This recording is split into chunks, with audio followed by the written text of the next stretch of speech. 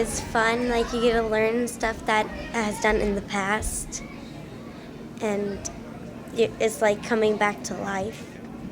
It's all been fun, so I really It was this old colonel, and he'd been called to testify in this big trial, you know. They got him on the witness stand, but the prosecuting attorney didn't like the old man none. And so he thought he'd try a little sarcasm on the old fella to get the answers out of him that he wanted.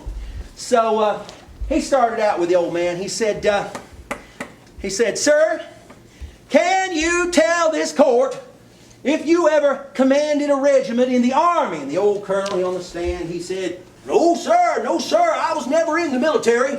Well, the prosecutor said, "Well then, can you please tell this court what that title colonel in front of your name really means?" Well, the old colonel, he kind of sat back there in the witness stand for a second, and he thought about it, and he said, "Well, sir, I reckon that title colonel in front of my name is kind of like that title honorable in front of your name. It don't mean a doggone thing." Y'all get that when you're older. That one was for y'all.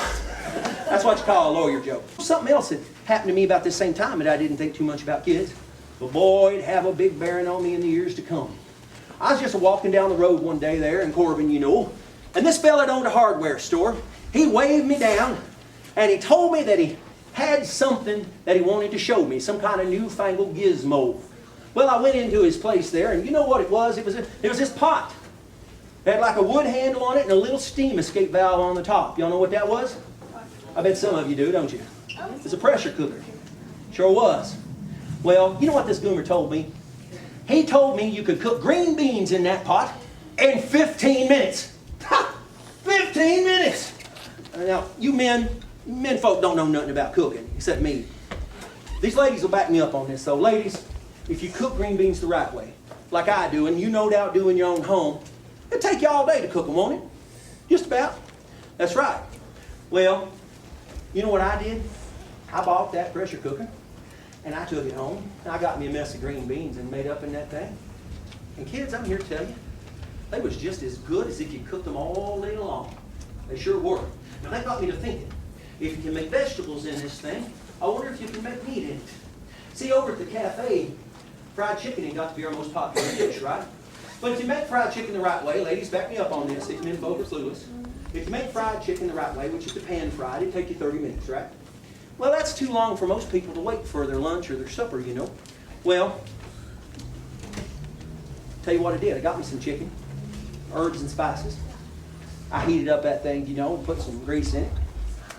And folks, I made me up a batch of chicken in that pressure cooker. And I'm here today to testify to each and every one of you in this room. It was awful. It was terrible. Worst thing you ever ate in your whole entire life. But you know what? If life had taught me anything, it was that you got to persevere. You got to keep going, you know. Look, I knew I was on to something, so I started playing around with the temperature and the cooking time and how much grease I was using, you know, and that sort of thing. And folks, one day I hit upon it. That chicken just was so tender, it just fell off the bone. Now that got me to messing around with herbs and spices, you know.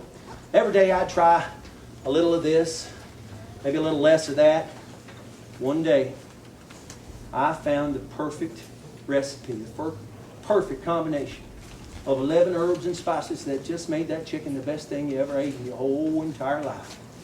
And you know, it's that exact same recipe that this restaurant right here uses to this day. Of course, half of it's made over at one factory, and half of it's made over at another factory. And it's not mixed until it gets right here to the restaurant. You know that?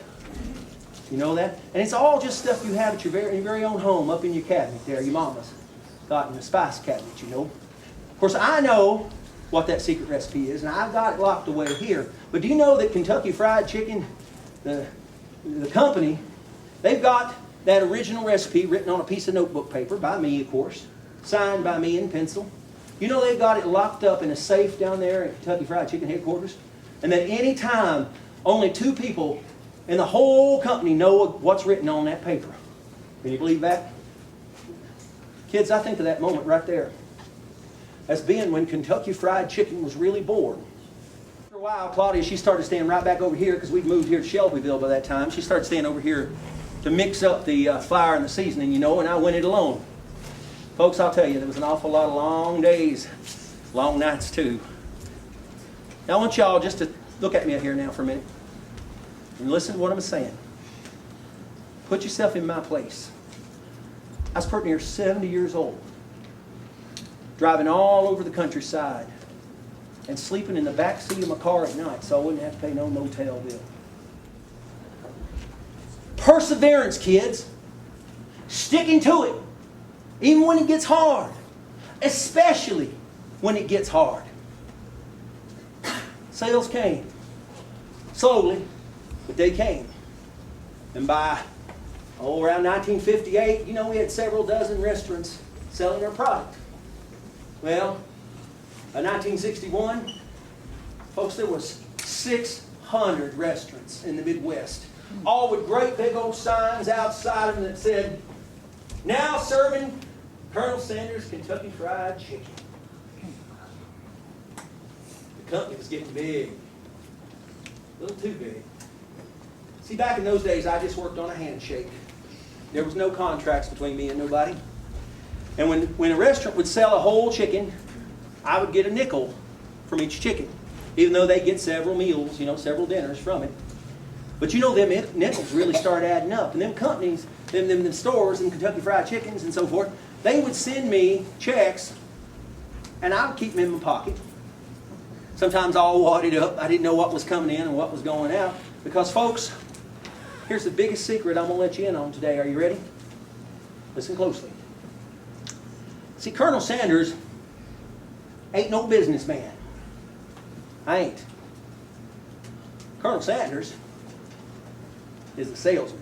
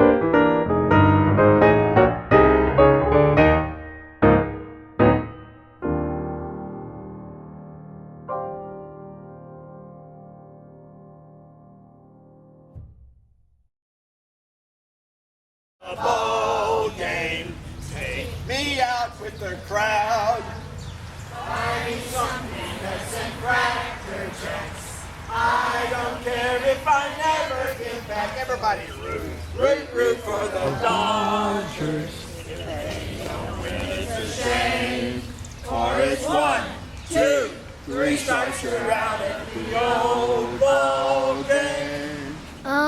He was really inspiring me to how we cook his delicious chicken, and I liked how he explained it, and some of it was funny and some of it was serious. So I didn't know Colonel Sanders that he sat in his car. I thought he was rich and not poor, and I thought he would just do anything he could and wanted to. Yeah.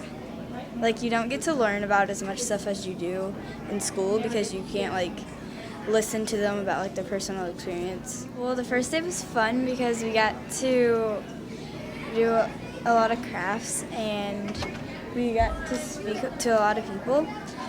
Or not speak to a lot of people, but we got to listen to a lot of people's personal experience about the Great Depression. And we got to learn about the Colonel Sanders and he practically just talked about perseverance, about how it's so important how to try and giving up won't help you with life.